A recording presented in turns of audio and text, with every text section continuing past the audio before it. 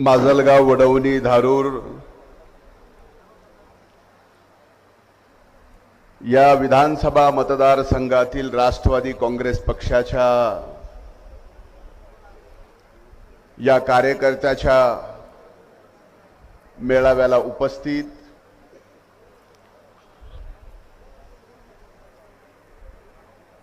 राज्याचे विरोधी पक्षनेते, आमच्या सर्वांचे नेते आदरणीय दादा, या मतदारसंघाचे लोकप्रिय आमदार आदरणीय प्रकाशदादा,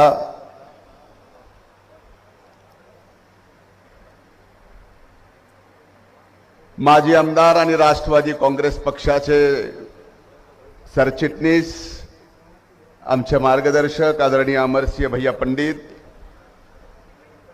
विधिमंडळातील माझे सहकारी, युवकांचे नेते माननीय संदीप भैया क्षीरसागर, माननीय श्री अशोक बाडव, राष्ट्रवादी काँग्रेस पक्षाचे जिल्ह्याचे अध्यक्ष माननीय राजेश्वराबाद चव्हाण, माजी आमदार माननीय सय्यद सलीम साहेब, आदरणीय धैर्यशील काका सोळंके, माजी आमदार माननीय पृथ्वीराजजी साठे, आपल्या पक्षाच्या महिला आघाडीच्या अध्यक्षा माननीय श्रीमती संगीताताई तुपसागर, माननीय ईश्वरजी मुंडे, माननीय श्री माधवरावजी निर्मळ, युवकांचे नेते आणि बीड जिल्ह्याचं उभरतं वक्तृत्व असणारं एक युवकांचं नेतृत्व जयसिंग भैया सोळंके, बाळासाहेबजी जाधव, मनोहररावजी डाके, चंद्रकांतजी शेजूळ, शशीरावजी जगताप, दिनेशजी मस्के, कल्याणरावजी अबूज, दयानंदरावजी स्वामी, माननीय श्री खुर्शीद नाईक, खलील पठाण, नमरखा पठाण, हाफिज शेख, लालासाहेबजी तिडखे, माजलगावचे राष्ट्रवादी काँग्रेस पक्षाचे अध्यक्ष जयदत्त नरवडे, राष्ट्रवादी काँग्रेस पक्षाचे तालुक्याचे अध्यक्ष बजरंगजी साबळे, अमोलजी जगताप, नितीनजी जाधव, नितीनजी शिनगारे, शिवाजीरावजी बडे, परमेश्वर तिडके, राहुल जाधवर, व्यासपीठावर उपस्थित पक्षाचे सर्व सन्माननीय नेते आणि माजलगाव विधानसभा मतदारसंघातील माजलगाव, वडवणी आणि धारूर परिसरातील माझ्या इथं उपस्थित सहकारी बंधू भगिनींनो आणि पत्रकार मित्रांनो, तुमच्या माझ्यासाठी, या मराठवाड्यातल्या मातीतल्या माणसासाठी आजचा दिवस हे अति महत्वाचा दिवस आहे। आज मराठवाडा मुक्ती संग्रामाचा दिवस आपण साजरा करतो। देशाला स्वातंत्र्य मिळालं 15 ऑगस्ट 1947 ला, पण या मातीतल्या मराठवाड्यातल्या माणसाला स्वातंत्र्य मिळालं 17 सप्टेंबर 1948 ला। म्हणून पहिल्यांदा या क्रांतिकारी मातीतल्या माणसाच्या वतीनं मराठवाडा मुक्ती दिनाच्या निमित्तानं मराठवाड्याच्या मुक्ती संग्रामात ज्यांनी ज्यांनी आपल्या जीवनाची आहुती दिली त्या सर्व हुतात्म्यांना नतमस्तक होऊन मराठवाडा मुक्ती दिनाच्या दिवशी मराठवाड्याच्या मातीत आदरणीय दादांचं आगमन झालंय। बीड जिल्ह्याच्या वतीनं मी दादांचं आपल्या जिल्ह्यात मनापासून या ठिकाणी हार्दिक स्वागत करतो। आज आदरणीय कैलासवासी राज्याचे माजी उपमुख्यमंत्री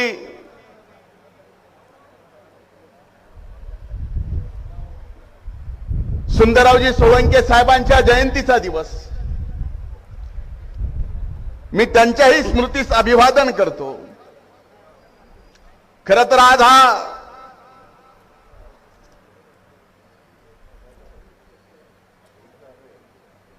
मतदारसंघातील राष्ट्रवादी काँग्रेस पक्षाच्या आपल्या सर्व सहकाऱ्यांचा मेळावा आहे. मला आजही आठवतं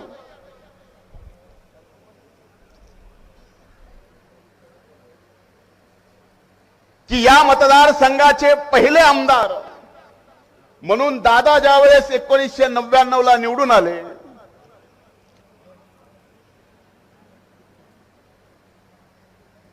प्रकाश दादा निवडून आल्यानंतर माझ्यासारखा नव्यानं राजकारणात समाजकारणामध्ये काम करणारा एक तरुण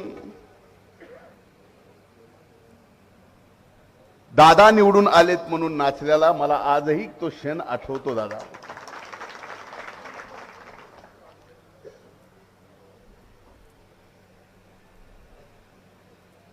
नव्यानं सरकार आलंय, सरकार फार मजेशीर आहे.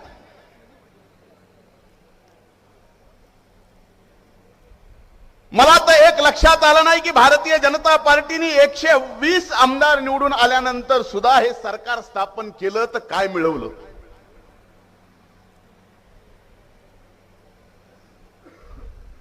सेना फुडली, सेनेचा फुटलेले आमदार त्यांच्यातून मुख्यमंत्री केला आणि 120 आमदार असताना सुद्धा मुख्यमंत्री पद त्यांना मिळालं नाही. उपमुख्यमंत्री पदावरच समाधान मानावं लागलं.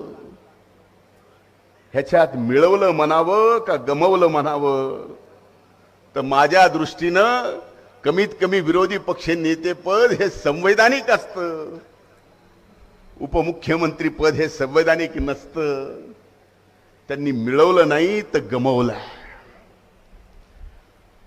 पण अशा या सत्तांतराच्या काळात भलेही सत्ता कुणाची येऊ, पण अभिमान वाटतो आज सांगायला की पहिल्या 2.5 वर्षाच्या काळात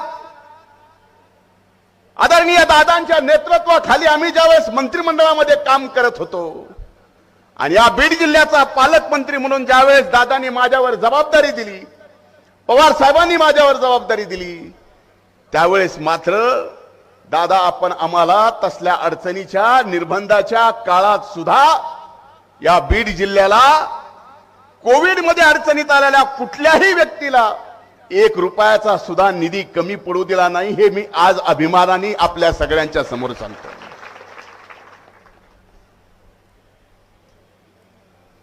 पहिल्या वर्षी 50 कोटी रुपये आपण वाढवून दिले डीपीडीसीत, दुसऱ्या वर्षी 40 कोटी वाढवून दिले. भलेही मूलभूत विकासावर डीपीडीसीचा ज्यावेळेस पहिल्या 2 वर्षातले पैसे खर्च करता आले नाहीत, त्यावेळेस निर्णय होता खर्च आरोग्यावर करायचा, पण तो खर्च आरोग्यावर केला. बऱ्याच ठिकाणी आता ऑक्सिजन पासून ते अंबाजोगाईच्या दादा मराठवाड्यात कुठंच एका छताखाली 1000 बेडचं हॉस्पिटल नव्हतं, त्याच्यात 850 ऑक्सिजन. त्या अंबाजोगाईचं लोखंडीचं आपण 1000 बेडचं अर्धवट असलेल्या अवस्थेमधलं आपण हॉस्पिटल करू शकलो, 1000 बेड उपलब्ध करू शकलो. दादा हे फक्त तुम्ही दिलेल्या पैशामुळे आम्ही त्या काळात सेवा धर्म म्हणून या बीड जिल्ह्यातल्या सामान्य माणसाची आरोग्याची सेवा घेत होतो. मराठवाड्यावर दादांचं पहिल्यापासून प्रेम आहे. जे बॅरेजेस केले आता दादांनी सांगितलं, जे ठळक 3 बॅरेजेस आहेत त्याच्यात तारुगावांचा किंवा सांगवीचा जो प्रकल्प महत्वाकांक्षी तो सुद्धा पुन्हा नव्यानं 2.5 वर्षात आपली सत्ता आल्यानंतर चालू झालं काम. मागच्या 5 वर्षात बंद पडलं होतं. पण या बॅरेजेस मुळे दादांनी त्यावेळेस उपमुख्यमंत्री आणि जलसंपदा मंत्री म्हणून काम करत असताना या बीड जिल्ह्याचा कुठं ना कुठं फार मोठ्या प्रमाणात शेतीचं उत्पन्न वाढवणारा निर्णय घेतला. दादा आम्ही मनापासून या ठिकाणी आपले आभार मानतो. अरे तो कोविडचा एक काळ होता ज्या काळात कोणी घरात येत नव्हतं, आपल्याकडे परिस्थिती अशी होती की मुंबईमध्ये जर आपल्या घरातला सख्खा भाऊ असला आणि तो कोविडच्या लॉकडाऊनच्या काळात मुंबईहून गावाकडे यायचं म्हणलं तर आपण त्याला गावात सुद्धा सख्ख्या भावाला घेत नव्हतो. तो आपलं तिकडच राहे, इकडं काही येऊ नकोस. एवढा वाईट काळ, ज्या काळामध्ये माणसं मिली, पण माणसं मरायच्या अगोदर कोविडनं काय मारलं तर माणुसकी मारली. सख्ख्या भावाला सुद्धा आपण घरात येऊ देत नव्हतो, नात्या गोत्यातल्या माणसाला सुद्धा आपण घरात येऊ देत नव्हतो. पण त्या काळात माणुसकी सामान्य माणूस विसरला होता. पण खऱ्या अर्थानं महाराष्ट्रामध्ये राज्यकर्ता म्हणून माणुसकी कुणी आणि कशी जिवंत ठेवली तर सकाळी 7 वाजल्यापासून आपण लॉकडाऊन मध्ये आपल्या आपल्या घरी होतो, पण 7 वाजल्यापासून मंत्रालयामध्ये उपमुख्यमंत्री म्हणून कोण जर महाराष्ट्राकडे लक्ष देत होतं तर ते आदरणीय अजितदादा पवार साहेब लक्ष देत होते. हे माझ्यासारख्या त्यांच्या नेतृत्वाखाली काम करणाऱ्या युवक कार्यकर्त्याला याचा अभिमान वाटतो. अरे ही माणुसकी जिवंत ठेवायचं काम आहे, हे दादांनी या ठिकाणी केलं आहे. अरे अशी असंख्य कामं सांगता येतील. एवढंच काय तर काही तास मला दादांच्या या कामावरती या ठिकाणी बोलता येईल. पण आजचा प्रसंग वेगळा. कधी नाही ते दादांना मी विरोधी पक्ष नेते पदाच्या भूमिकेत बघतो. मीच नाही, आपण नाही. विरोधी पक्षाचे आमदार म्हणून भूमिका पाहिली, पण विरोधी पक्ष नेता म्हणून आपण ज्यावेळेस भूमिका पाहतोय, दादा आजही सांगतो, या सरकारला नव्यानं आलेल्या कसं आलंय हे तुम्हाला माहिती आहे. तुम्हीच म्हणलात, मी काही म्हणलं नाही बरं का. कसं आलं मी म्हणलं का? वाहिन्यावाले जसं आलंय. पण हे सरकार जे आलेलं आहे, दादा हे जर कुणाला घाबरत असेल तर विरोधी पक्ष नेते म्हणून फक्त अजितदादा पवार साहेबांनाच ते घाबरत. हे समोरचे किती बी मातबर असू द्या दादा, सरकार बेशिस्तीत वागायला. आम्हाला आमच्या दादाची ओळख शिस्तीची आहे, आणि सरकार ज्या वेळेस बेशिस्तीत वागतं त्यावेळेस या महाराष्ट्रामध्ये विरोधी पक्ष नेता म्हणून दादाच आपल्या शिस्तीमध्ये सरकारला शिस्तीत आणू शकते, दुसरं कोणी नाही. हे 1 महिन्यात दाखवून दिले. 1 महिन्यात हे सरकार कसलं मला तर कळना. 20 जूनला विधान परिषदेचं मतदान संपल्यावर काही आमदार सुरतकडे गेले. त्याच्यानंतर माग काही आमदार पुन्हा सुरतकडे गेले. सुरतहून गुवाहाटीला गेले, गुवाहाटीहून गोव्याला आले, गोव्याहून मुंबईला आले. तोपर्यंत कमीत कमी 25 दिवस गेली. मुख्यमंत्री उपमुख्यमंत्री शपथ घ्यायला 27 दिवस गेली. पुढचं मंत्रिमंडळ 9 + 9 18 करायला 42 दिवस गेली. एवढ्या दिवस झाली तरी आणखीन जिल्ह्याला पालकमंत्री. मध्ये 15 ऑगस्ट झाला, तोही अमृत महोत्सवाचा 15 ऑगस्ट झाला. पालकमंत्री म्हणून कुणी जाऊन झेंडा वंदन केलं नाही. अपॉइंटेड होते, अपॉइंटेड गार्डियन मिनिस्टर, फक्त झेंडा फडकवण्यासाठी. आपल्या जिल्ह्याला तर ते बी आला नाही. आणि येणाऱ्या 2.5 वर्षात आज येणार दोन्ही. 15 ऑगस्टलाही कुठल्या मंत्र्यांनी बीड जिल्ह्यात येऊन झेंडा वंदन केलं नाही, ते जिल्हाधिकाऱ्यानेच केलं. आणि आजचंही जिल्हाधिकाऱ्यानेच केलं. मी जिल्हाधिकाऱ्याला म्हणलं तुझं बरं झालंय,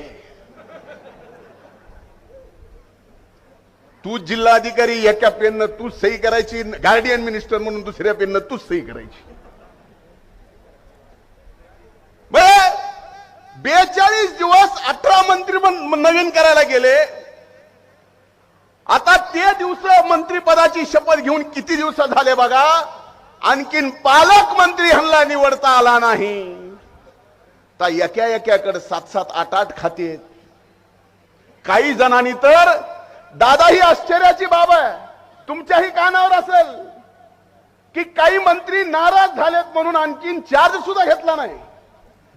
मंत्री म्हणून शपथ घेतली, पण जे विभाग मिळालाय त्याच्यात नाराज झालेत म्हणून काही मंत्र्यांनी चार्जेस घेतला नाही. असं हे अजब सरकार आहे.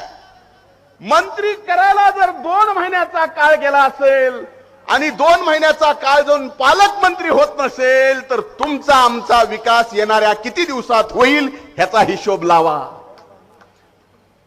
शून्याची ज्यांनी निर्मिती केली त्याला सुद्धा त्याचा हिशोब लावता येणार नाही, तर तुम्हा आम्हाला तर शक्यच नाही. पण मला प्रश्न पडतो की एखादं सत्तांतर का व्हावं? तुमचे माझे प्रश्न मागच्या 2.5 वर्षाच्या महाविकास आघाडी सरकारमध्ये प्रश्न सुटत नव्हते का? सुटत होते. तुम्हाला महाराष्ट्राच्या जनतेला फार मोठी अडचण झाली म्हणून यांनी सरकार बदललंय का? फार मोठी गंभीर परिस्थिती आली आहे आणि आता हे महाविकास आघाडीचं सरकार बंद पाडल्याशिवाय आणि नवीन झाल्याशिवाय परिस्थिती राज्यातली सुधरू शकत नाही. ह्याच्यासाठी सरकार आलंय का? सरकार आलंय कशासाठी? ज्यांनी स्थापन केलंय त्यांनाही कळत नाही, जे मंत्री झालेत त्यांनाही कळत नाही. जे मंत्री होते ते सुद्धा गेले सुरतेकडे, परत आल्यावर का आलं की आपलं मंत्रीपदही गेलं, मोकळेच फिरायलेत. अशी ही सगळी अवस्था आहे. त्यामुळे एकीकडे हे सरकार आहे आणि दुसरीकडे या सरकारवर पहिल्या 2 महिन्यातच तुम्ही नीट वागा, महाराष्ट्राच्या जनतेचे प्रश्न सोडवा. शेवटी 12 कोटी महाराष्ट्रातल्या जनतेचे प्रश्न सुटत नसतील त्यावेळेस दादांची धसकी या सरकारला घेतल्याशिवाय पर्याय नाही. आज खऱ्या अर्थानं जयसिंग भैयाने एक प्रश्न उपस्थित केला पीक विम्याचा. दादा तुम्ही म्हणलात ते खरं आहे. या जुलै पासून बीड जिल्ह्याचं पहिलं 3 वर्षाचं tender all India agriculture crop insurance कडे जे होतं ते बजाज कडे गेलंय आणि बजाज कडे आल्यामुळं आता पीक विम्याच्या ज्या जाचकाठी लावल्यात, काल आदरणीय दादांच्या नेतृत्वाखाली अभूतपूर्व शेतकऱ्याचं आंदोलन झालं. मागणी काय? विम्याच्या संदर्भातली आहे, शेतकऱ्याच्या अनुदानाच्या संदर्भातली आहे. पण त्याच्यात सांगितलं की गाव मंडळ निहाय नाही, गाव निहाय या ठिकाणी पंचनामे होऊन मग विमा असेल किंवा अनुदान असेल हे गाव निहाय मिळावं. जयसिंग भैयाने उदाहरण दिलं की म्हणले एकीकडे कॉलेज आहे तिथं पाऊस पडतोय आणि आंबेडकर चौकात पाऊस पडत नाही.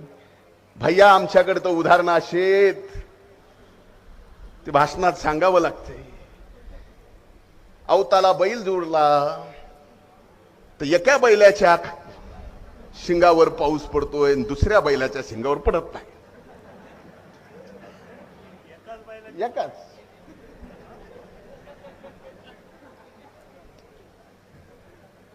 अशी शेतकऱ्याची अवस्था आहे. मला अभिमान वाटतो सांगायला.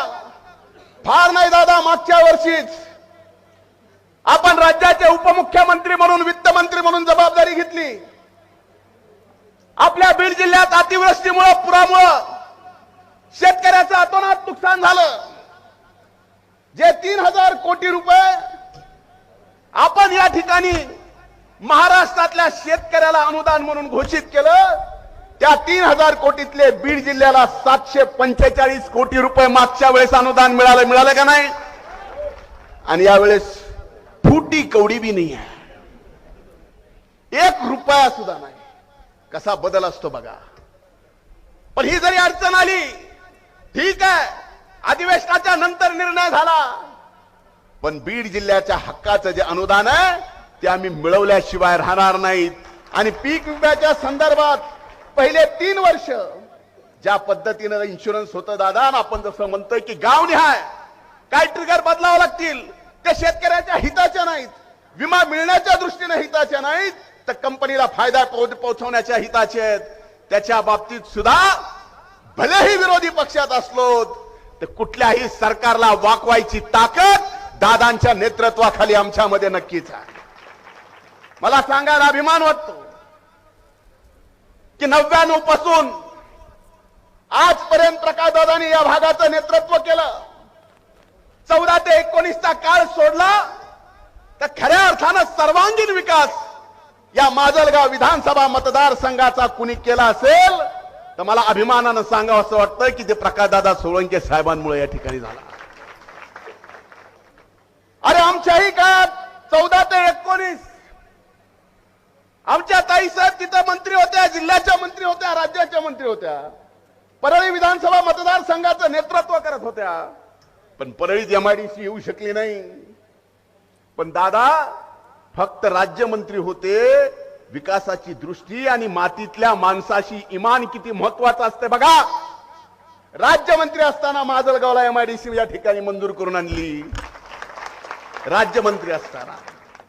म्हणून आज दादांच्या साक्षीने एवढंच सांगतो की दादा मागच्या विधानसभेच्या निवडणुकीत तशा वाईट काळात 6 विधानसभा मतदारसंघापैकी 4 विधानसभा मतदारसंघात राष्ट्रवादी काँग्रेस पक्षाचे आमदार निवडून आणले. येणाऱ्या काळातल्या नगरपालिका असतील, येणाऱ्या काळातल्या जिल्हा परिषद असतील, ह्या सुद्धा संपूर्ण राष्ट्रवादी काँग्रेस पक्षाच्या आल्याशिवाय आम्ही स्वस्थ बसणार नाहीत. हे आपल्या वतीने शब्द देऊ का? देऊ का? हात वर करून एकदा सगळ्यांनी. हा राष्ट्रवादी काँग्रेस पक्षाचा बाले किल्ला आहे. हा बीड जिल्हा आज 4 आमदार, उद्या 6 चे 6 आणि दादा खासदारासहित.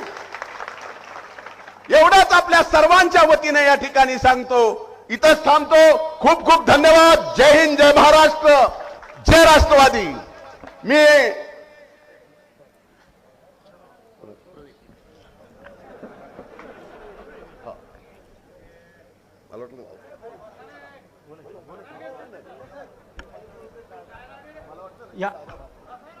यानंतर माननीय अजितदादा पवार साहेब यांचं स्वागत राष्ट्रवादी युवक काँग्रेसचे जिल्हा अध्यक्षाच्या वतीनं जयसिंग भैया आणि त्यांचे सहकारी या ठिकाणी दादांचं स्वागत करतील. त्याचप्रमाणे वडवणी नगरपंचायत राष्ट्रवादी काँग्रेस पक्षाच्या ताब्यात आली. शेषरावजी जगताप आणि त्यांचे सहकारी माननीय अजितदादांचं स्वागत करतील. माननीय अजितदादांचं स्वागत करताना आपण दादांचं स्वागत खासदार म्हणून केलं, आमदार म्हणून केलं, जलसंपदा मंत्री म्हणून केलं, जलसंधारण मंत्री म्हणून केलं, अर्थमंत्री म्हणून केलं, उपमुख्यमंत्री म्हणून केलं आणि विरोधी पक्ष नेते म्हणून करतो. पुढचा सत्कार करताना महाराष्ट्र राज्याचे मुख्यमंत्री माननीय नामदार अजितदादा पवार साहेब ही संधी आम्हाला मिळो ही कार्यकर्त्यामध्ये उत्सुकता दाखवलेली आहे. म्हणून कार्यकर्ते या ठिकाणी पुढच्या निवडणुका झाल्यानंतर अजितदादा हे महाराष्ट्र राज्याचे मुख्यमंत्री होतील यासाठी प्रयत्न करतील. अजितदादा पवार साहेब आगे बढ़ो. राष्ट्रवादी मी महाराष्ट्रवादी, मी राष्ट्रवादी, मी महाराष्ट्रवादी. यानंतर वडवणी नगरपंचायत राष्ट्रवादी काँग्रेस पक्षाच्या ताब्यामध्ये येऊन या ठिकाणी शेषरावजी जगताप हे नगराध्यक्ष झालेले त्यांचे सहकारी वडवणी नगरपंचायतच्या वतीनं शेषरावजी जगताप आणि त्यांचे सर्व सहकारी या ठिकाणी माननीय आमदार अजितदादा पवार साहेब यांचं स्वागत करतील. विरोधी पक्ष नेते अजितदादा पवार साहेब यांचं स्वागत वडवणी नगरपंचायतच्या वतीनं या ठिकाणी संपन्न होत आहे. सर्व कार्यकर्त्यांनी त्या ठिकाणी उपस्थित राहावे अशी विनंती माननीय दादांनी केलेली आहे.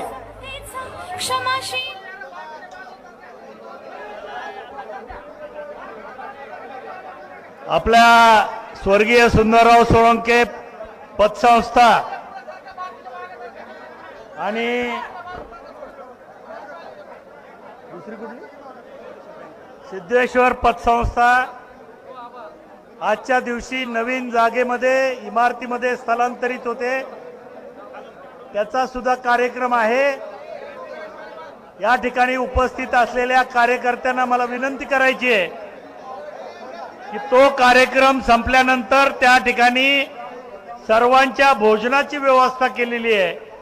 तर आपण त्या कार्यक्रमाला उपस्थित राहून त्या कार्यक्रमाची शोभा वाढवावी ही आग्रहाची विनंती.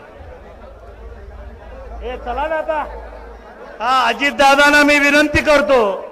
चला काय हे, किती वेळ झाला काय 2 मिनिटं.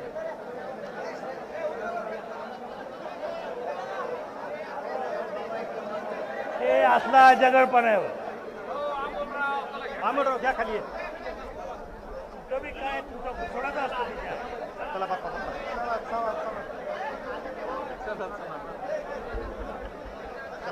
चला चला चला चला हो चला चला.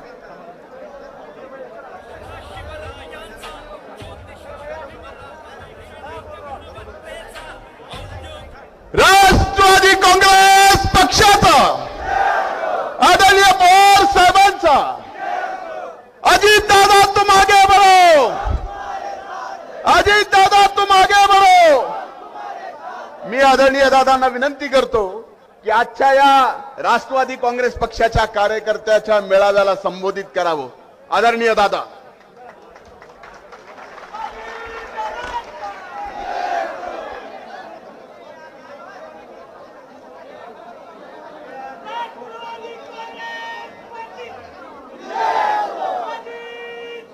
माजलगाव, धारूर, वडवणी या तालुक्याच्या राष्ट्रवादी काँग्रेस पक्षाच्या कार्यकर्त्यांच्या मेळाव्याच्या निमित्तानं उपस्थित असणारे आपल्या सगळ्यांचे सहकारी प्रकाशदादा सोळंके, जिल्ह्याचे अध्यक्ष राजेश्वर चव्हाण, विधिमंडळातील माझे सहकारी धनंजय मुंडे आणि संदीप क्षीरसागर, तसंच अमरसिंह पंडित, धैर्यशील काका सोळंके, सय्यद सलीम,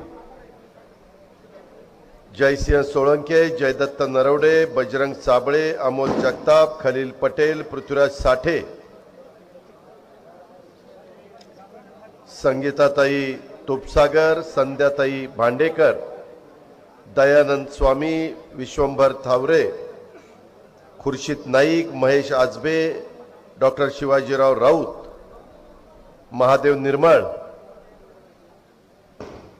ईश्वर मुंडे, शेषराव जगताप, नसीर पठाण, शेख हाफिज भाई, संभाजी सेजूळ, मनोहर डाके, दिनेश मस्के, राजेश मेंढके, नितीन जाधव, भोलेनाथ लंगे, विजय घोळवे, कल्याणराव अबूज, चंद्रकांत शेजूळ, प्रकाश गवते, लालासाहेब तिडके, वेगवेगळ्या सेलचे सर्व सन्माननीय पदाधिकारी, सर्व प्रमुख आजी माजी सहकारी, पत्रकार मित्र, जमलेले बंधू भगिनींनो आणि माझ्या तरुण मित्रांनो, आज मी सकाळपासून आपल्या माजलगाव विधानसभा मतदारसंघामध्ये वेळ दिलेला आहे. प्रकाशदादांनी बरेच दिवस मला आग्रह केलेला होता की दादा काही उद्घाटनाच्या करता, संघटनेच्या मेळाव्याच्या करता तुम्ही त्या ठिकाणी आलं पाहिजे. त्यामध्ये ह्या मेळाव्याच्या निमित्तानं आज दिवस चांगला आहे. एक तर मराठवाडा मुक्ती संग्राम दिन, या दिनाच्या तमाम माझ्या मराठवाड्याच्या बांधवांना, महाराष्ट्रातल्या जनतेला मी मनापासून शुभेच्छा देतो. मराठवाडा मुक्ती संग्राम योगदान दिलेल्या सर्व स्वातंत्र्य सैनिकांचा आणि त्यांच्या कुटुंबियांच्या त्यागाबद्दल मी कृतज्ञता व्यक्त करतो. मराठवाडा मुक्ती संग्रामातील शहीद वीरांना मी अभिवादन करतो. आज जसा मराठवाडा मुक्ती दिनाचा कार्यक्रम आहे, मुक्ती संग्राम दिनाचा, तशाच पद्धतीनं आज स्वर्गीय सुंदरराव सोळंकेंची जयंती. खऱ्या अर्थाने माजलगाव असेल, बीड जिल्हा असेल, मराठवाडाचा परिसर असेल, त्याचा सर्वांगीण विकास होण्याच्या करता, कायापालट करण्याच्या करता सुंदरराव सोळंकेंनी शेवटपर्यंत परिश्रम घेतले. त्याच्यामध्ये कित्येक महत्त्वाचे प्रकल्प मार्गी लावले. ह्या भागाचा कायापालट करण्याच्या करता साखर कारखाने असतील, इतर संस्था असतील, शिक्षण संस्था असतील, अशा अनेक गोष्टी ह्या भागामध्ये आर्थिक सुबत्ता येण्याच्या करता, मराठवाड्याचं चित्र बदलून जाण्याच्या करता स्वर्गीय सुंदरराव सोळंके साहेबांनी केलं, त्यांचाही मी त्यांना अभिवादन करतो. मित्रांनो, आज ह्या मेळाव्याच्या निमित्तानं तुम्ही सगळेजण आलाय, तुमचं तर स्वागत मी करतो. प्रकाश दादांनी सांगितलं होतं की आज ह्या 3 तालुक्यातले कार्यकर्ते बोलवलेले आहेत. एवढ्या मोठ्या संख्येने कार्यकर्ते आलेत, युवक आलेत, त्याबद्दल आपल्या सर्वांचं मी मनापासून स्वागत करतो. परंतु महिला पदाधिकाऱ्यांना विनंती करतो की महिला देखील कार्यक्रमाला आल्या पाहिजे. त्याकरता देखील आपण प्रयत्न इथून पुढे करावे, अशा प्रकारची विनंती त्या पदाधिकाऱ्यांना देखील करतो. कशा करता आज आपण मेळावा घेतलाय? मित्रांनो, राष्ट्रवादी काँग्रेस पक्षाची स्थापना 10 जून 1999 साली पवार साहेबांनी शिवाजी पार्कला केली आणि तेव्हापासून पक्ष अनेक वर्ष हा सरकारमध्ये काम करत होता. कधी विरोधी पक्षामध्ये देखील युतीच्या काळामध्ये त्यावेळेस एकत्र काँग्रेस होती, परंतु देवेंद्र फडणवीस ज्यावेळेस 2014 ते 19 मुख्यमंत्री झाले त्यावेळेस विरोधी पक्षामध्ये आपण होतो. नंतर पुन्हा उद्धव ठाकरे साहेबांच्या नेतृत्वाखाली आपण सरकारमध्ये आलो. 2004 ला जास्तीत जास्त जागा आपल्या आल्या. शेतकऱ्यांचा प्रश्न पक्ष, तरुणांना संधी देणारा पक्ष, सर्व जाती धर्माला न्याय देणारा पक्ष, पवार साहेबांच्या सारखा एक राष्ट्रीय नेत्याचं मार्गदर्शन आणि अध्यक्ष म्हणून त्या पक्षाला निश्चितपणे एक मोठ्या प्रमाणावर लोकांच्या मनामध्ये एक विश्वासाचं वातावरण तयार करणारा पक्ष म्हणून आपल्या पक्षाकडे बघितलं जातं. कसल्याही प्रकारची संकट आली तर त्या पक्षाचे नेते आणि कार्यकर्ते सर्वसामान्य माणसाला पुन्हा एकदा उभं करण्याच्या करता धावून जातात. अशा पद्धतीने आपण काम करत होतो. 2.5 वर्ष झाली. आता राष्ट्रीय अध्यक्षाची निवड झाली, कार्यकारिणीची निवड झाली. आता जिल्हा राज्यामध्ये प्रांताध्यक्षाची निवड होणार, तिथली कार्यकारिणी होणार. जिल्ह्यामध्ये जिल्हाध्यक्ष, तालुका अध्यक्ष खाली त्यांच्या निवडीने पदाधिकारी नेमले जाणार, कार्यकारिणी नेमले जाणार. मित्रांनो, तेवढ्या पुरतं फक्त तुम्ही काम करू नका. खऱ्या अर्थाने आपल्याला राष्ट्रवादी काँग्रेसमय वातावरण करायचं असेल, माझ्या आधीच्या वक्त्यांनी सांगितलं की उद्याचा खासदार इथनं आपल्याला निवडून आणायचा, उद्याचे साईच्या साई आमदार निवडून आणायचे. नुसत्या भाषणातनं सांगून आमदार आणि खासदार निवडून येऊ शकत नाही. त्याकरता कष्ट घ्यावे लागतात, बूथ वाईज कमिट्या कराव्या लागतात. तरुणांनी पण आता अनेक लोकांनी इथं पक्षामध्ये प्रवेश घेतला, त्यांचंही मी मनापासून स्वागत करतो. त्यांची पण ताकद, त्यांची पण शक्ती, त्यांची पण बेरीज आपल्या बरोबर आलेली आहे. काम करत असताना प्रत्येक बूथवर आपली बूथ कमिटी आहे का, सभासद आपण केलेत का, त्याच्या संदर्भामध्ये सर्व जाती धर्माच्या लोकांना तिथं प्रतिनिधित्व मिळतंय का, त्याच्यामध्ये कुठं दुजाभाव होतोय का, ह्या सगळ्याचा विचार आपण त्या बाबतीमध्ये केला पाहिजे. नाहीतर तुम्ही किती म्हणला की सगळ्यात साईच्या साई जागा आणायच्या तर ते येऊ शकत नाही. आम्ही लोक 7-7 वेळेला मतदारसंघातनं निवडून येतो. दिलीप वळसे पाटील साहेब येतात, जयंत पाटील येतात, सुनील तटकरे येतात, राजेश टोपे येतात, RR पाटील आणि त्याच्यानंतर सुमनताई पाटील तिथं येतात. अनेक लोकांची नावं घेता येतील, अनेक मान्य बबनदादा येतात, बाळासाहेब पाटील, मकरंद आबा, खूप जण येतात. परंतु सतत संपर्क ठेवला गेला पाहिजे. प्रकाश दादा त्यांच्या परीनं तुम्हाला मदत करताय. आज मराठवाड्यामध्ये जे काही कारखाने काम करतात त्याच्यामध्ये ठराविक कारखाने उत्तम पद्धतीनं काम करतात. त्याच्यामध्ये लोकनेते सुंदरराव सोळंके सहकारी साखर कारखाना आहे. मगाशी प्रकाशरावांनी अपेक्षा केली, मलाही अमरसिंह पंडित आणि बाकीचे सगळे सहकारी गाडीत बसले असताना सांगत होते मराठवाड्याचा कायापालट झाला पाहिजे, विकास झाला पाहिजे. मित्रांनो, त्याकरता तिथल्या जिल्हा बँका पण चांगल्या चालल्या पाहिजे, तिथल्या संस्था चांगल्या चालल्या पाहिजे. तिथल्या नगरपालिका असतील, मार्केट कमिट्या असतील, दूध संघ असतील, खरेदी विक्री संघ असतील, अशा वेगवेगळे साखर कारखाने असतील, ते चांगले चालले पाहिजे. आता गजानन सहकारी साखर कारखाना संदीप क्षीरसागरांनी चालवायला घेतलाय. मी त्यांना सांगितलं काम अवघड आहे, परंतु लक्ष देऊन करायचं म्हटलं तर शक्य आहे. अंबेजोगाई कारखाना गेल्या वर्षीपासून धनंजयनी चालवायला घेतलाय. बजरंग सोनवणेंनी पण पलीकडे त्या ठिकाणी कारखाना काढलाय, त्याचाही कारखाना चांगला चाललाय. संस्था चांगल्या चालल्या तर माझ्या ऊस उत्पादक शेतकऱ्यांना 2 पैसे देता येतात. जय जवान जय किसान तोही कारखान्याच्या बद्दल आता अमरसिंह पंडितांनी लक्ष घातलंय. मित्रांनो, संस्था चांगल्या चालल्याच पाहिजे. हसायला काय झालं? जय भवानी, सॉरी, जय भवानी, चुकलं माझं. नाही नाही नाही, जय जवान जय किसान आपल्या लातूर जिल्ह्यातलं नाव माझ्या तोंडामध्ये आलं. एवढं काही नाही, तेही आपलाच कारखाना आहे, तिथलेही तिथं शेतकरी आपले आहेत. जय भवानी पण आपलं आहे. जय भवानी.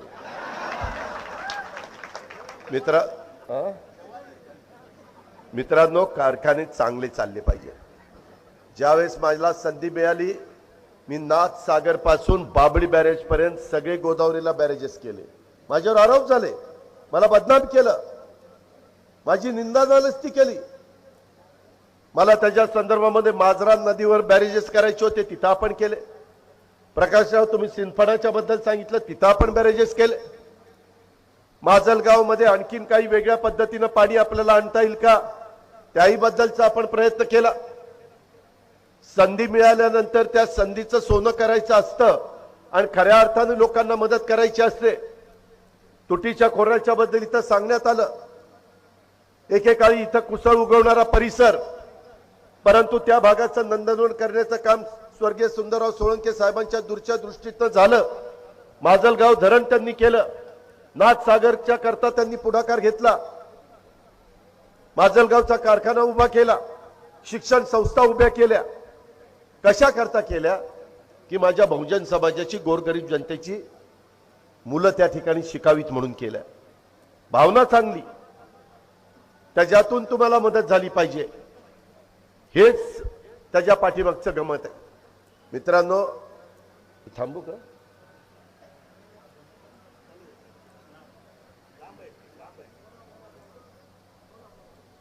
त्याच्या संदर्भामध्ये राष्ट्रवादी काँग्रेस पक्षामध्ये पवार साहेबांचं वय एवढं झालं, आज पुन्हा त्यांनी जबाबदारी स्वीकारलेली आहे. परवाच आपलं अधिवेशन त्या बाबतीमध्ये झालेलं होतं. मित्रांनो, आव्हानं खूप आहेत, खूप अडचणी आहेत. महागाई प्रचंड वाढतीये, बेरोजगारी वाढतीये. आत्ताच मला एक निरोप आला की नरेंद्र साहेबांच्या आयुष्याचा आढावा घेणाऱ्या चित्र प्रदर्शनाचं उद्घाटन नांदेडला का कुठं होत होतं आणि त्या प्रसंगी उपमुख्यमंत्री देवेंद्र फडणवीस यांच्याकडे नोकरी मागण्यास गेलेल्या युवकावर नांदेड येथे लाठी हल्ला करण्यात आला. अरे, तो बेकार असलेला युवक नोकरी मागायला जाणार ना. आज आम्ही जरी विरोधी पक्षामध्ये असलो तरी मला पण सकाळपासून काही लोक म्हणालीच की मुलं भेटली की दादा आमचं नोकरीचं काय. आज तरुणांच्या बद्दल वेगवेगळ्या पद्धतीनं आम्ही पोलीस भरती, शिक्षक भरती अशा वेगवेगळ्या भरत्या काढलेल्या होत्या. दुर्दैवाने शिक्षक भरतीमध्ये काही भ्रष्टाचार झाला आणि नको त्या गोष्टी घडल्यामुळं तिथं थांबवावं लागलं. पुन्हा तिथं भरती करायचं ठरवलेलं होतं, परंतु आमचं सरकार गेलं. आज सरकारमध्ये जवळपास 1.25 लाख जागा आपण भरू शकतो, सगळ्या प्रकारच्या. शिक्षकांच्या नाही, पोलीस असतील, वेगवेगळ्या विभागाच्या जागा रिक्त झालेल्या आहेत. काही ठिकाणी तलाठी नाही आहे, काही ठिकाणी सर्कल नाही, काही ठिकाणी ग्रामसेवक नाही, अशा वेगवेगळ्या ठिकाणी जागा आपल्या रिकाम्या आहेत. त्या ठिकाणी भरा. सरकार आता शिंदे साहेबांचं आलंय, तुम्ही त्याच्यामध्ये पुढाकार घेतला पाहिजे. परंतु मित्रांनो, तशा पद्धतीचा पुढाकार घेत असतानाचं चित्र पाहायला मिळतंय का? दुर्दैवाने तशा प्रकारचं चित्र पाहायला मिळत नाही. आज देखील विशाल प्रकल्पाच्या सवलती देण्याच्या संदर्भामध्ये एक प्रोजेक्ट आहे आणि त्या प्रोजेक्टचं नाव आहे वेदांता लिमिटेड. त्या वेदांता लिमिटेडच्या संदर्भामध्ये आपल्याला मला सांगायचंय, हे आमच्यावर आरोप करतात. प्रकाश आंबेडकर साहेबांनी पण काही सांगितलं.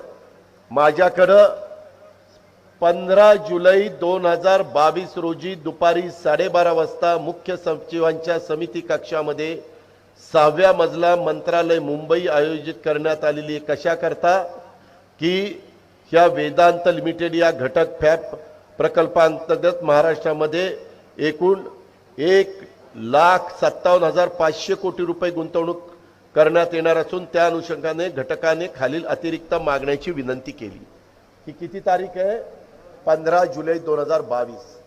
तेव्हा अजित पवार मुख्यमंत्री उपमुख्यमंत्री नव्हता, उद्धव ठाकरे मुख्यमंत्री नव्हते, तिथं धनंजय मंत्री नव्हते, आमचे उद्योग मंत्री सुभाष देसाई नव्हते. हे म्हणतात ना आम्ही लोकांनी केलं. ही मीटिंग तर जुलै महिन्यातली 15 तारखेची आहे. मिनिट्स आहेत. कोण कोण लोक हजर होते ते सगळे. त्याच्यामध्ये हे लोक कमी पडले, सरकार कमी पडलं. 1.5 लाख कोटीची गुंतवणूक येणार होती. 2 लाख तरुणींना काम मिळणार होतं. याच्यावर छोटे उद्योग 50,000 कोटीचे त्या ठिकाणी उभे राहणार होते. सगळ्या गोष्टी पोषक होत्या. आणि आता त्याच्याबद्दल उत्तर देता येत नाही. सांगतात मागच्या सरकारने काय केलं. अरे मागच्या सरकारने काय सांगतात तोड वर करून. 15/7ची मीटिंग आहे, काही बनवता काय? खोक्यानी जमलं म्हणजे सगळं जमत नसतं. या पद्धतीनं महाराष्ट्रातल्या तरुणांनी तर पेटून उठलं पाहिजे. यांच्या नाकारतेपणामुळं आज 1.5 ते 2 लाख युवक आणि युवतींच्या नोकरीवर गंडांतर आलेलं आहे. आणि काय सांगतात? हा जाऊ द्या, दुसरा आणतो. अरे दुसरा कुठनं आणतो? तुझ्या काय घरचं आहे का दुसरा आणतो? हे पद्धत जी आहे वेळ मारून देण्याची. अरे तुम्ही आता राज्यात काय चाललंय ते सांगा ना. अतिवृष्टीच्या मुळे, त्याच्यामध्ये ढगफुटीच्या मुळे जे पावसाने नुकसान झालेले, अजूनही पाऊस पडतोय. अजूनही हवामान खातं म्हणतंय की पाऊस पडेल. आपलं जायकवाडी धरण पुन्हा एकदा भरलं असतं, एवढं पाणी वाहून गेलंय. महाराष्ट्रातले अनेक धरणं, माझ्या इथं असणारं उजनी पुन्हा भरलं असतं, एवढं पाणी वाहून गेलंय. आता भरलेलंच आहे. ही परिस्थिती. तिथला आमचा शेतकरी अडचणी, त्याला पीक विम्याचे पैसे मिळत नाही, त्याचं उत्तर देत नाही. काल पावसामध्ये नेते मंडळींना त्याच्याकरता मोर्चे काढावे लागतायत, आंदोलन करावी लागतायत. अरे त्याचं उत्तर द्या ना. हा मुलगा ज्यावेळेस तुम्हाला नोकरी मागायला येतो त्याच्यावर लाठी हल्ला करताय. सत्ता ह्याच्याकरता घेतली. सत्तेची मस्ती, सत्तेची नशा, सत्तेची धुंदी उतरवण्याची ताकद महाराष्ट्राच्या मतदारामध्ये आहे. हे या सरकारने लक्षात ठेवावं. आम्ही पण लक्षात ठेवतो. आम्ही पण काही ताम्रपट घेऊन जन्माला आलेलो नाही. पण काय पद्धतीचं राजकारण चाललंय? तुम्ही सांगितलं होतं लगेच पैसे देतो, दिले पैसे? आमच्या शेतकऱ्यांच्या अकाउंटला पैसे आले. आम्ही आमचं सरकार असताना 0% व्याजाने पीक कर्ज देण्याचा निर्णय घेतला. आता तो निर्णय बदलला. का बदलला? का उत्तर देत नाही. आम्ही कर्जमाफीचा निर्णय घेतला. 50,000 रुपये जे वेळेत परतफेड करतात त्यांना देण्याचा निर्णय घेतला. आमचा 2 लाखाच्या वरचा निर्णय राहिला. आम्हाला वाटलं नव्हतं सरकार जाईल, परंतु काहींनी सरकार घालवलं आणि महाराष्ट्राच्या देशाच्या जनतेच्या पुढे आलंय सरकार. कोणी घालवलंय? कोण याच्या पाठीमागे काम करत होतं? कोण वेगवेगळ्या पद्धतीनं त्या ठिकाणी ड्रेस बदलून काय सांगितलं? नाही, स्त्रियांच्या वेशात त्याच्या संदर्भामध्ये ओळखू येऊ नये म्हणून वेगळ्या पद्धतीनं बाहेर पडत होते. अरे ह्या पद्धतीचं राजकारण. सरकार ज्यांचं आलंय त्यांना सरकार चालू दे ना. केंद्रात तुमचं सरकार आहे, देशातल्या अनेक राज्यात तुमचं विचाराचं सरकार आहे. अजून किती सरकार पाहिजे तुम्हाला? सगळेच तुम्हाला पाहिजे. त्या गोव्यामध्ये काही थोडेसे काँग्रेसचे आमदार होते, त्यांनाही घेऊन टाकलं. अरे कुठे ठेवाल त्यांना? तुमचे आहेत, त्यांचे आणखीन आलेत. तिथं कर्नाटकामध्ये सरकार पाडलं, मध्य प्रदेशमध्ये सरकार पाडलं. त्याच्या संदर्भामध्ये वेगवेगळ्या ठिकाणी अस्वस्थता निर्माण करण्याचं काम चाललं. ह्याच्यातनं काय? भारतीय लोकशाही वेगळ्या प्रकारची आहे. संविधान डॉक्टर बाबासाहेब आंबेडकरांनी दिलेलं त्या संविधानामध्ये काय सांगितलंय? बहुमताचा आदर करा, फोडाफोडीचा आदर करा सांगितलं नाही, गद्दारी करा सांगितलं नाही, खोक्याचं राजकारण करा सांगितलं नाही. लोकांचे प्रश्न सोडवा हे त्या बाबतीमध्ये सांगितलं. आणि सरकारमध्ये येऊन तुम्ही तर पहिल्यांदा धनंजयने सांगितलं 2 जण सरकार चालवत होता. आणि मग का हा प्रकल्प गेला? का इतरही प्रकल्प चाललेत? का त्याच्याबद्दल तुम्ही निर्णय घेत नाही? आम्ही त्या निर्णयाच्या करता विरोधी पक्ष म्हणून पाठिंबा द्यायला तयार आहे ना. आपल्या महाराष्ट्राच्या कुठल्याही भागामध्ये पर्यावरणाचा ऱ्हास न होणारा प्रकल्प येणार असेल तर त्या प्रकल्पाचं आपण स्वागतच करू.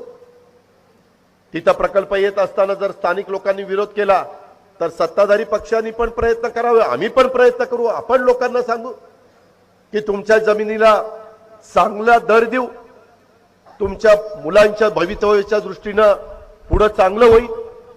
उद्याच्याला प्रकल्प उभा राहिला तर प्रकल्पग्रस्तांना पण तशा प्रकारचं मुलांना मुलींना ट्रेनिंग देऊन तिथं नोकरी लावू.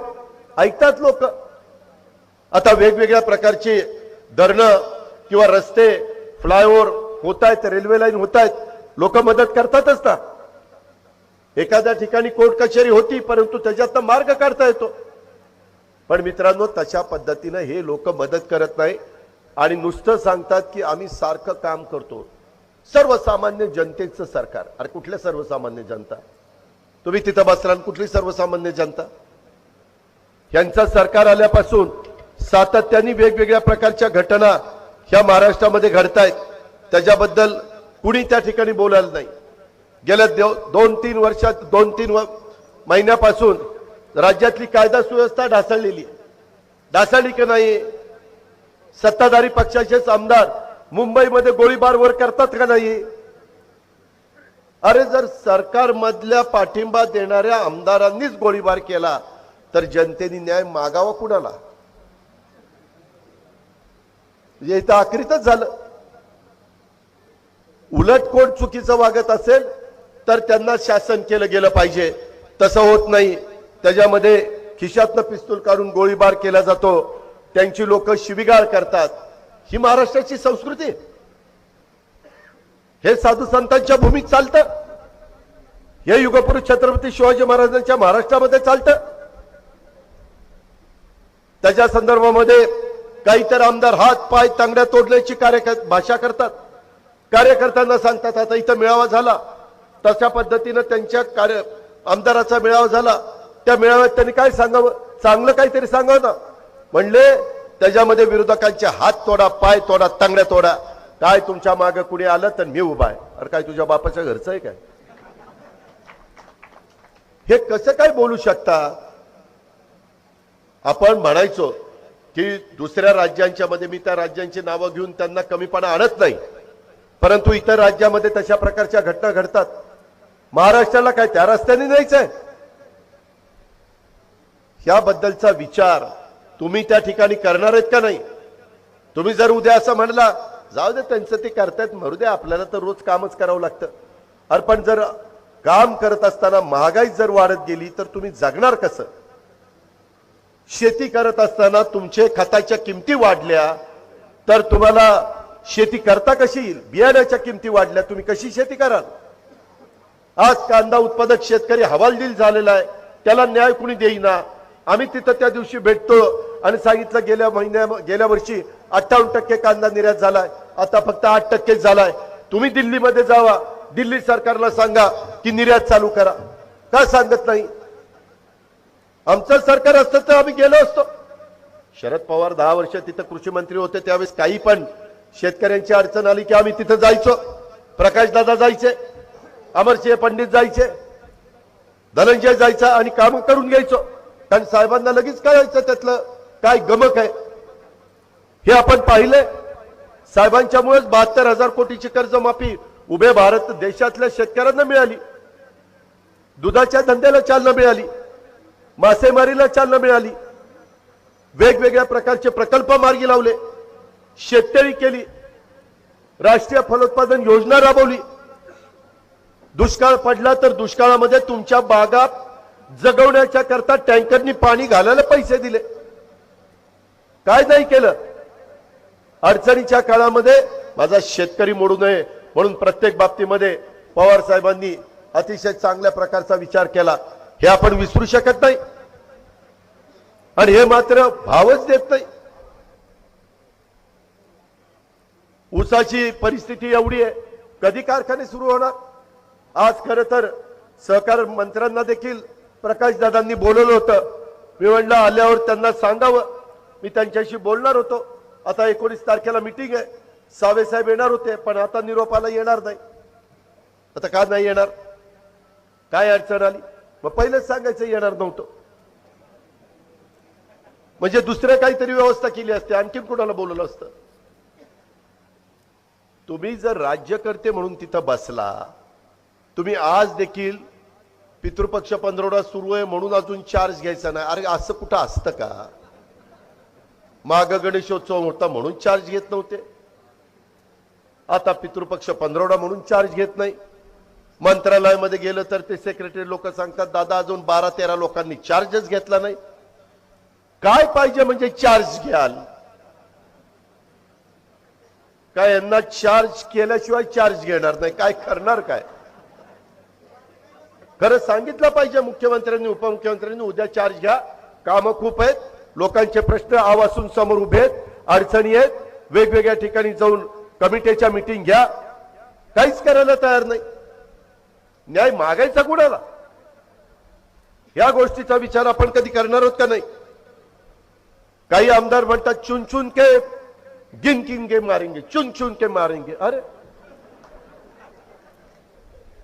काय म्हणजे कोण कुणाला मारते, कोण कुणाला काय करते, बाकीच्यांनी काय बांगड्या भरल्यात काय? चुन चुन के मारेंगे, गिन गिन के मारेंगे. गिनता तरी येतं का? ही जी काही परिस्थिती आहे मित्रांनो, हसण्यावारी नेऊ नका. हे तरुणांचं भवितव्य यांच्या सगळ्यांच्या का हो? आमच्या काळामध्ये एसटीचा संप झाला त्यावेळेस बेंबीच्या देठापासून ओरडत होते सरकारी कर्मचारी करा, सरकारी कर्मचारी करा. आता काय झालं? 3 महिने झाले, का गप्पा बसला? पुढे अडवलं. वेगवेगळे नेते तिथं जाऊन त्या ग्राउंडवर झोपले होते. काय झालं? ते आता तिकडं घरामध्ये गोदडीत झोपले. अरे मग जावा ना. आता तुमच्या विचाराचे मुख्यमंत्री आहेत, तुमच्या विचाराचे उपमुख्यमंत्री आहेत, तुमच्या हातामध्ये संपूर्ण राज्याच्या तिजोरीच्या चाव्या आहेत. आम्ही सरकारमध्ये आलं की वेगळ्या मागण्या करायच्या, आणि हे सरकारमध्ये आलं की सोयीस्करिता विसरून जायचं. ही जे काही दुटप्पी नीती आहे हे लोकांनी ओळखलं पाहिजे. मित्रांनो, अशा पद्धतीनं महाराष्ट्राने तर कधीच फुटाफुटीच्या राजकारणाला महत्व दिलं नाही. मागे देखील शिवसेना 90-92ला फुटली होती, त्याच्यानंतर पण शिवसेना फुटली होती, परंतु फुटलेल्या नंतर एक देखील निवडून आला नाही. लोकांनी त्यांना बाजूला केलं. तुम्ही विश्वासार्थच लोकांची गमावलेली आहे. युगपुरुष छत्रपती शिवाजी महाराजांचा फोटो लावून त्यांचा भगवा घेऊन तुम्ही त्या ठिकाणी मतं लोकांनी तुम्हाला दिली, आणि असा काय चमत्कार घडला की सुरतला गेल्यानंतर सगळं बदलूनच गेलं. शिवाजी महाराजांचा इतिहास सुरतचा काय सांगतोय, आणि आमच्या इथले तिकडच सुरतला जाऊन बसले. तिथं काय झालं कोणाला माहिती? तिथनं उठली तिथनं गुवाहाटीला गेली. तिथं एक म्हणतो काय डोंगर, काय डोंगर, काय डोंगर सगळीकडे सारखेच. काय झाडी, काय इथं झाडी नाही. ओके ओके, काय आता तुम्हीच बघा. यांना कसं दुसरीकडे जाऊन दुसऱ्याचं गुणगान गाव. ठीक आहे, आपण दुसऱ्याचं गुणगान गावं, अरे पण आपल्याला का विसरता? आपला महाराष्ट्र एवढा सुजलाम सुफलाम देशाचं एक नंबर 1चं राज्य म्हणून तुमच्या माझ्या राज्याची ओळख चव्हाण साहेब, यशवंतराव चव्हाण साहेबांच्या पासून दिग्गज नेते ह्या राज्याला मिळालेले आहेत. अशा वेळेस ही लोकांनी काय थट्टा चालवली राज्याची. काही तर मंत्री, मी आता अर्थमंत्री होतो, काही मंत्र्यांची वक्तव्य ऐकली की म्हणलं राव यांनी कुणाला अर्थमंत्र्याला विचारलंय का तिजोरीत पैसा आहे का, याला ही देतो त्याला ती देतो. त्यांचं भाषण म्हणजे हा काय तुला काय पाहिजे, 300 कोटीची योजना दिली, तुला काय पाहिजे, काय साखर कारखाना दिला, तुला काय पाहिजे, सूतगिरणी दिली. अरे काय खिशातनं काढून दिले का काय? सूतगिरणीला दिले, साखर कारखाने दिले, पैसे दिले, असं नाही होत. त्याला काही नियम आहे. पाठीमागच्या काळामध्ये आम्ही वेगवेगळ्या पद्धतीनं, आत्ताच मला आपल्या ठिकाणचे हे भेटले होते नगराध्यक्ष, ते सांगत होते की दादा आम्हाला वडवणीला प्रकाशदादांनी 5 कोटी रुपये दिलेले होते, आता त्याची कामं काढायला घेतली तर त्याला स्थगिती आली. डीपीडीसी मध्ये धनंजयला विचारा, उभ्या महाराष्ट्रामध्ये सगळ्यांना मोठ्या प्रमाणावर निधी देण्याचं काम अर्थमंत्री नियोजन मंत्री म्हणून मी केलं, भेदभाव केला नाही. तो निधी वेगवेगळ्या तालुक्यामध्ये तुमची छोटी मोठी कामं करण्याच्या करता खर्च करता यावा त्याकरता निधीचं वाटप केलं. परंतु अजून पालकमंत्रीच नाही. आम्ही पांढऱ्या पुस्तकामध्ये विधिमंडळाने मान्यता दिलेली कामं देखील थांबवलेली का? कुठल्या भागात? आमच्या माजलगाव, वडवणी आणि त्या ठिकाणी धारूर ह्या भागामध्ये झालेली कामं काय ह्यांना बघवत नाही? तिथं काय माणसं राहत नाहीत? ते काय जनावरं राहतात? तुमच्याही भागामध्ये कामं करा, पण पहिली मंजूर केलेली कामं पण होऊ द्या ना. महाराष्ट्रामधलीच कामं आहेत ना, बाहेरची तर नाही ना, आणि विकासाचीच कामं आहेत ना. आता त्या आपल्या माजलगाव शहरामध्ये कामं चाललीत, कॉन्क्रीटचे रस्ते, अजून पुढची काही कामं करायची. ती कामं थांबून ह्यांना काय मिळालं? आम्ही कधी दुसऱ्याची कामं थांबवली नव्हती. आम्ही 25-15चे पैसे द्यायचो, त्यावेळेस विरोधी पक्षालाही पैसे द्यायचो. थोडस कमी त्यांना मिळत असतील, कारण कसं लग्नाच्या पंक्तीमध्ये वाढप्या ओळखीचा असला तर ओळखीच्याला थोडं जास्त टाकतो ना, बाकीच्यांना सरसकट टाकतोय. तशा पद्धतीनं थोडा मनुष्य स्वभाव आहे. पण हे जे काही राजकारण आहे, आज 100-125 आमदार हे विरोधी पक्षात आहेत म्हणून त्यांच्या मतदारसंघातली सगळी कामं थांबवायची, हे महाराष्ट्रामध्ये कधी घडलेलं नव्हतं. ह्याचाही विचार महाराष्ट्रातल्या जनतेने केला पाहिजे. आम्ही कोर्टात गेलोय, धनंजय कोर्टात गेला होता, त्याच्यामध्ये हायकोर्टाचा काहीतरी एक निकाल लागला त्या डीपीसीचा, परंतु त्याच्याच बरोबर अजून काही केसेस कोर्टामध्ये. काय प्रत्येक वेळेस कोर्टातच जायचं का? उलट आपण खाजगीत म्हणतो ना, कुठेही पायरी चढा बाबा, पण कोर्टाची पायरी चढायला लागू नये. काहीतरी त्याच्या मागे कारण असेल ना, वडीलधारी सांगतात याचा. पण ह्या गोष्टीचा देखील कार्यकर्त्यांनो हे विचार करत नाही. अशा पद्धतीचं हे सगळं सरकार आहे. काही तर आमदार हे सत्तेवर आले तर कुठल्या कर्मचाऱ्याच्या कानाखाली मारायला पण कमी करत नाही. कशा पद्धतीचं हे राजकारण आहे? त्याच्या संदर्भामध्ये काही खासदार पोलीस स्टेशनला जाऊन पोलिसांनाच धमक्या देतात. अरे, खासदारांनी पोलिसांनाच धमक्या द्यायच्या, हे कुठली पद्धत? ही राज्यामध्ये कधी पद्धत नव्हती. ह्याचाही आपण सगळ्यांनी विचार केला. अरे, आपल्या महाराष्ट्र राज्यामध्ये काय चाललंय ह्याचा विचार जरा करा. इथं कायदा सुव्यवस्था आहे का नाही? जर अशी कायदा सुव्यवस्था राहिली तर आपण गोरगरिबांनी कुणाला न्याय मागायचा? ह्या गोष्टीचा पण विचार हा निश्चितपणे ह्या निमित्तानं झाला पाहिजे, अशी माझी आपल्याला सगळ्यांना आग्रहाची, नम्रतेची, कळकळीची विनंती आहे. मित्रांनो, इथून पुढच्या काळामध्ये देखील साखर कारखान्याचा हंगाम खूप महत्वाचा आहे. मधल्या काळामध्ये सातत्याने इथं बीड जिल्हा म्हणजे ऊस तोडणी कामगारांचा जिल्हा, अनेकांनी ऊस तोडणी कामगारांच्या संदर्भातलं नेतृत्व केलं. मध्ये या सगळ्यांनी, प्रकाशदादा असतील, धनंजय असेल, आपला बाळासाहेब वाजबे असेल, त्याचबरोबर त्या ठिकाणी संदीप क्षीरसागर असतील, अमरसिंह पंडित, या सगळ्यांनी आम्हाला सांगितलं की स्वर्गीय गोपीनाथ मुंडे साहेबांच्या नावाने ऊसतोड कामगार मंडळ त्या ठिकाणी स्थापन करा. इतके वर्ष बीडकरांनो आठवा, सगळे म्हणायचे आम्ही करू करू. कधी कुणी तशा प्रकारचं ऊसतोड कामगारांचं मंडळ केलं नाही. आम्ही मंडळ केलं, त्याच्या संदर्भातला निधी राज्य सरकारकडनं दरवर्षी 10 कोटी, दरवर्षी 10 रुपये टनाला, आणि ह्यांचे म्हणजे ती रक्कम जी होईल तेवढी रक्कम राज्य सरकार स्वतःच्या तिजोरीतनं देणार आणि कारखान्यांनी स्वतः 10 रुपये टनाला द्यायचे. आणि त्याच्यातनं मग त्यांच्या वेगवेगळ्या प्रकारची शिक्षणाची सोय, त्यांच्या मुलांची, मुलींची, त्याच्या हॉस्टेलची सोय, त्यांच्या ज्या काही गरजा असतील, मूलभूत गरजा, त्या भागवण्याचा प्रयत्न आपण त्या निमित्तानं केला. हा विचार त्यांनी सत्तेमध्ये असताना का केला नाही? घोषणा केल्या, कृती झाली नाही. स्वर्गीय मुंडे साहेबांनी भाजपच्या पक्षाच्या सर्वसामान्य गोरगरिबांच्या दारापर्यंत पोहोचवण्याचं काम केलं. मी काल का परवाच जळगावला बोललो होतो. आम्ही लहान असताना लोक म्हणायचे हा शेठजी भटजींचा पक्ष आहे, परंतु तो पक्ष बहुजन समाजाच्या पर्यंत टोकाच्या माणसापर्यंत पोहोचवण्याचं काम कुणी केलं? ते स्वर्गीय मुंडे साहेबांनी केलं, अण्णा डांगे साहेबांनी केलं, नासा फरांदे साहेबांनी केलं, एकनाथराव खडसे साहेबांनी केलं की नाही? आज काय अवस्था जी आहे ते त्यांची आहे, ह्याचा विचार तुम्ही करा. अक्षरशः सभेला लोक देखील गोळा होत नव्हती, असा एक काळ होता. अहो एकदा तर देशामध्ये 2च खासदार निवडून आले होते, 2.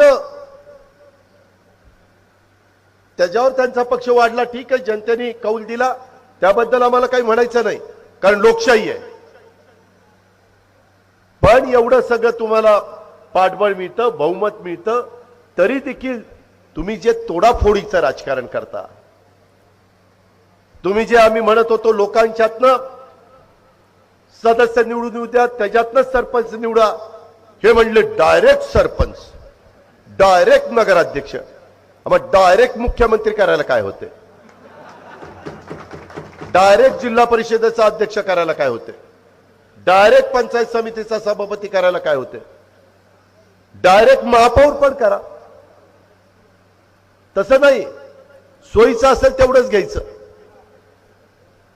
अशा पद्धतीनं आपल्या ग्रामीण भागाचं सगळं नुकसान करण्याचं काम चाललेलं आहे. ह्या गोष्टीचा विचार देखील माझ्या माजलगाव, वडवणी आणि दारूरच्या परिसरातल्या सहकारी मित्रांनी ह्या निमित्ताने केला पाहिजे. मित्रांनो, संकट किती पण येवत, आव्हानं किती पण त्या ठिकाणी उभी राहावं, महाराष्ट्र कधी झुकला नाही, झुकणार नाही. प्रत्येक आव्हानाचा महाराष्ट्राने निर्धारानं लढेल आणि त्याच्यामध्ये राष्ट्रवादी काँग्रेस पक्षाने सगळ्यात पुढे असलं पाहिजे, असा विश्वास मी या निमित्तानं सर्वांना देतो. मित्रांनो, इथून पुढच्या काळामध्ये तरुणांच्या मध्ये हे जे काही प्रकल्प यांच्या नाकारतेपणामुळं दुसऱ्या राज्यामध्ये चाललेले आहेत आणि आता दुसऱ्याच्या नावावर पावत्या फाडण्याचं काम चाललेलं आहे, त्याच्या संदर्भात पत्रकार मित्रांना, खरं मी मगाशी ही झेरॉक्सची कॉपी पत्रकार मित्रांना